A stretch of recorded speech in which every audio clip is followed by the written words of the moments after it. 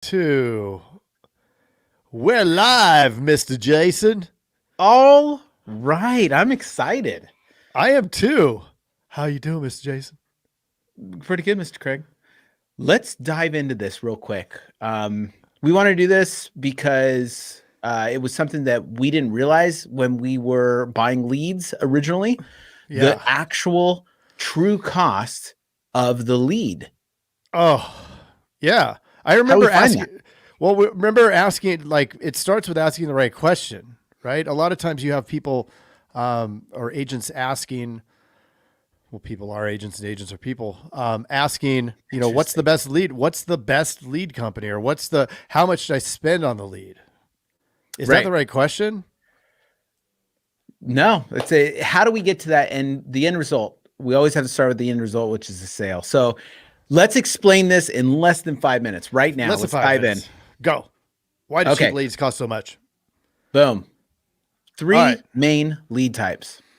You do. Jump You in. go. You go. You go. You explain this. Okay, well there's three basic lead types, okay? And I think that everybody that's watching right now has an understanding a little bit or has heard these terms. So you have your public data. That's like Sales Genie, Colex dates, and the cheap raw data. And basically all this data is pulled off of different assessor pages. It comes from everywhere.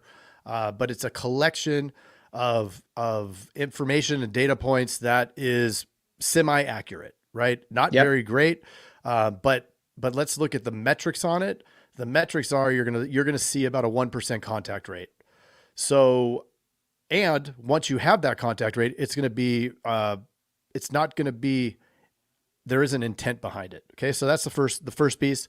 Age data. We all know age data. It's basically old internet leads that are 2 weeks to 2 years old or older. It's similar to that raw data in that there isn't much intent, but it also is a little bit better because it was originally a lead. But the thing is, these are sold to hundreds of agents, right? So you're competing with a lot of folks for something that's going to yield about a 3 to 4% contact rate, right? So on the front of your telefunnel.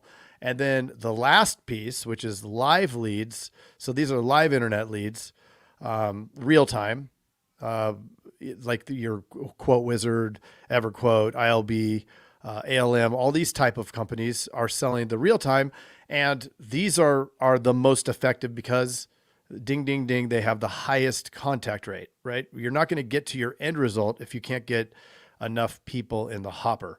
But let's pull that apart and why Yeah. it's so So important.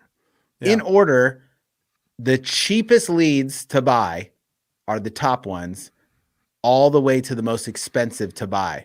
But you're also looking at the least contact rate to greatest contact rate. And so how that works is like this. So let's look at this. Let's pretend you want to write 23,000 in premium. Okay. Okay.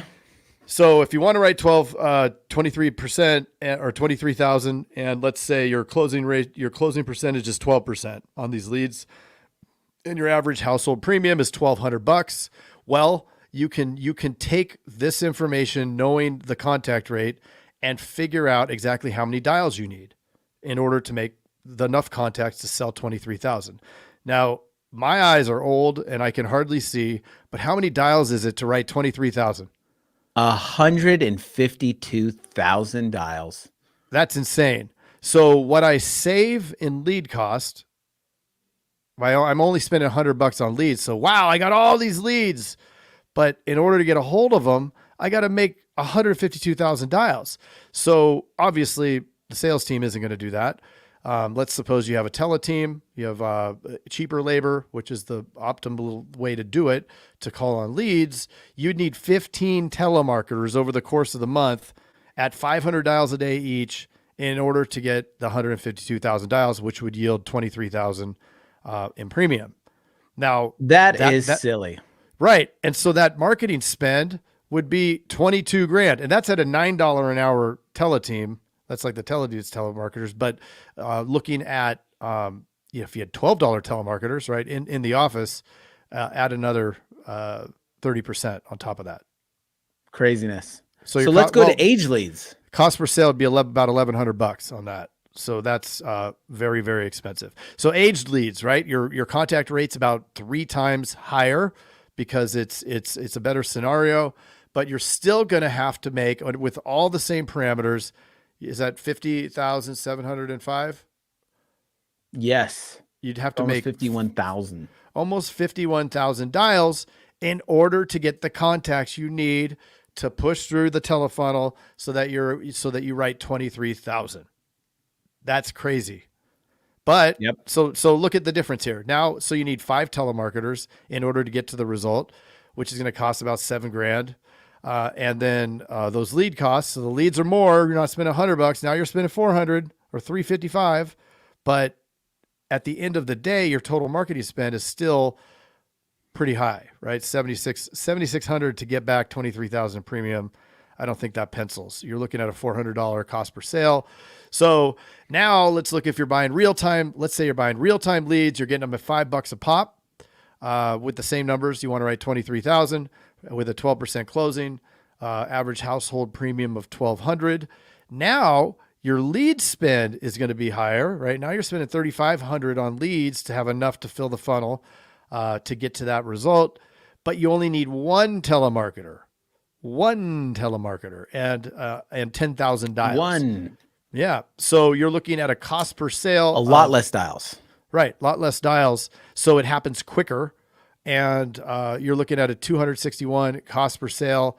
That is lead cost and telemarketer all wrapped in to get those 19 households that would yield the 23,000 in premium. And we're 1 minute over, 2 minutes over. We're 1 minute over. So if you want to know a little bit more, tomorrow, Tuesday, January 18th at 10 a.m., sign up live.teledudes.com. And we're going to go over this and a little bit more on your telefunnel and how to maximize your leads. Maximize them. Yep. So jump on tomorrow with us. Yeah. It'll be fun. Fire some questions off here in the comments and we'll look at those too. Take care.